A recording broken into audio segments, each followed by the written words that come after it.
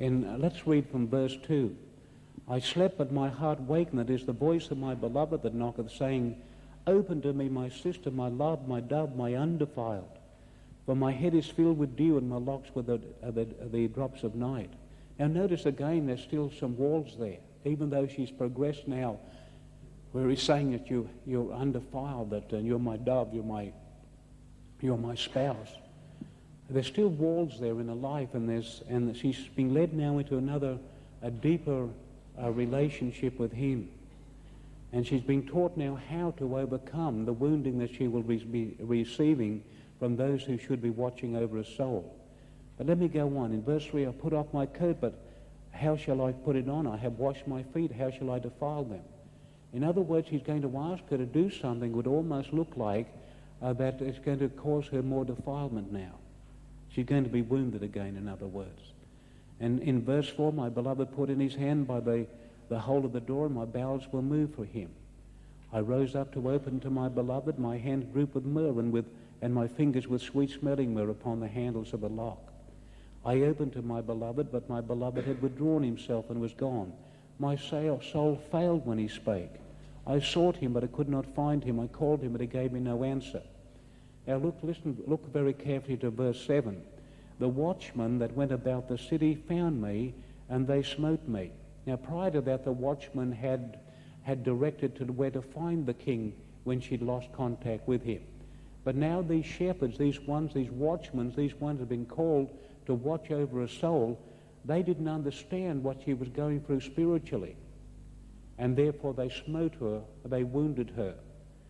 And then as we continue that verse, it said, the keepers of the walls took away my veil from me. Now who are the keepers of the walls? These are the watchmen.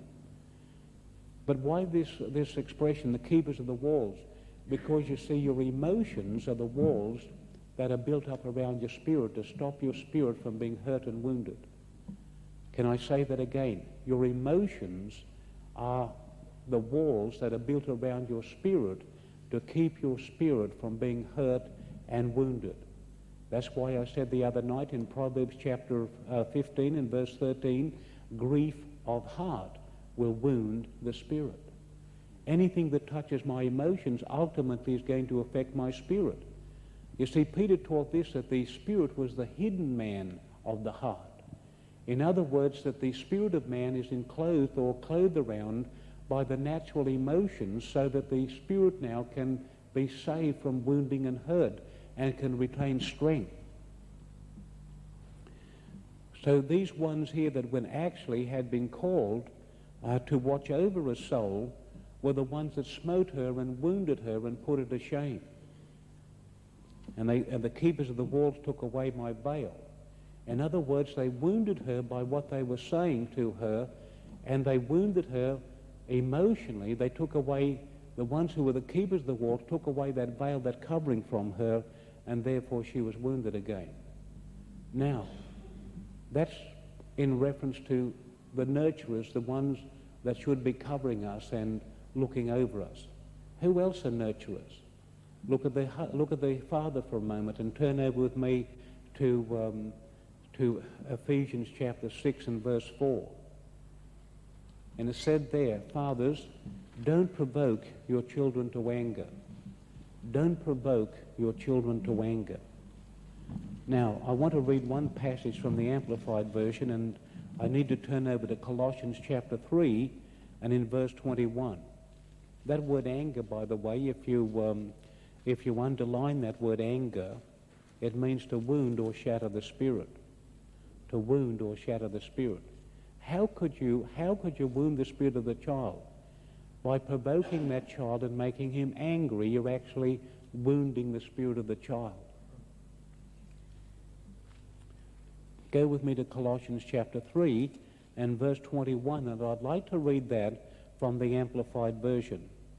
And it says, fathers, now don't forget that a father is a nurturer. Fathers, do not provoke or irritate or fret your children.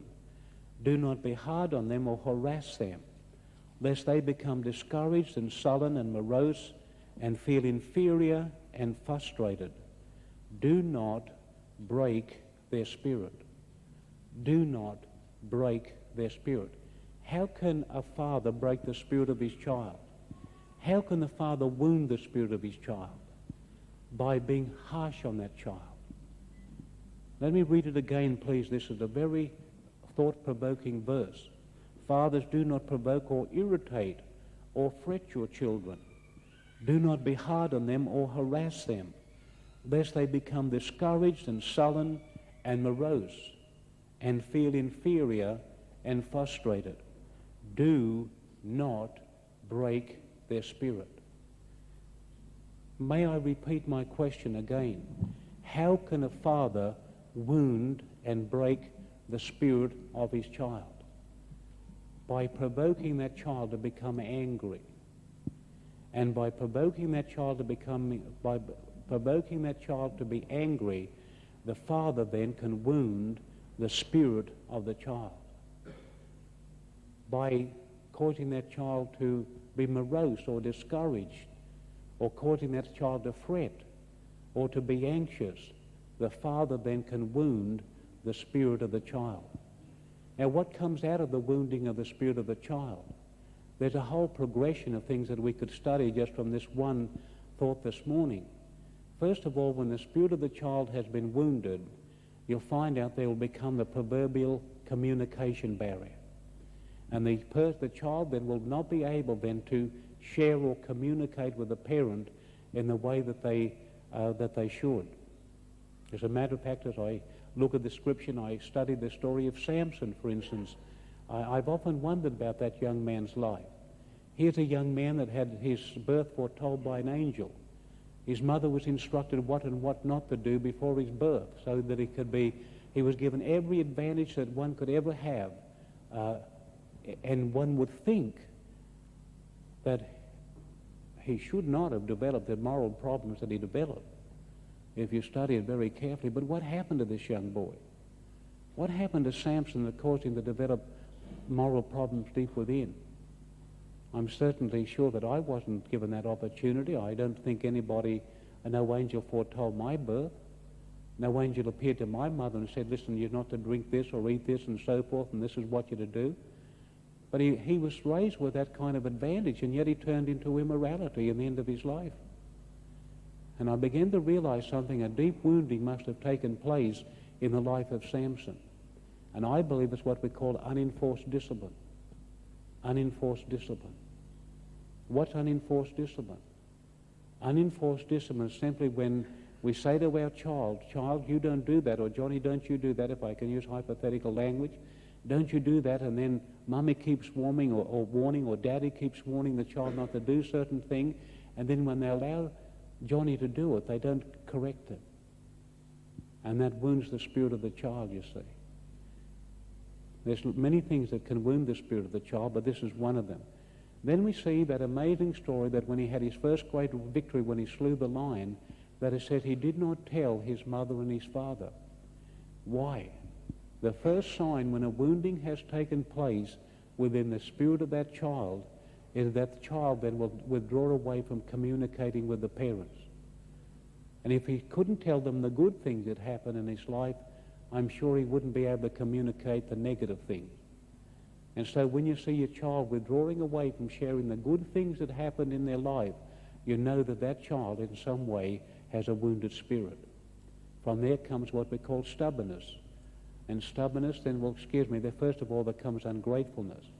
And many times when a child goes through this stage after he's been wounded, then the parents will try to counter that by making comparison of their past hardships with the child's present benefits. You'll often hear the child will say, well, Mummy, I need more pocket money. I'm sick and tired of eating all these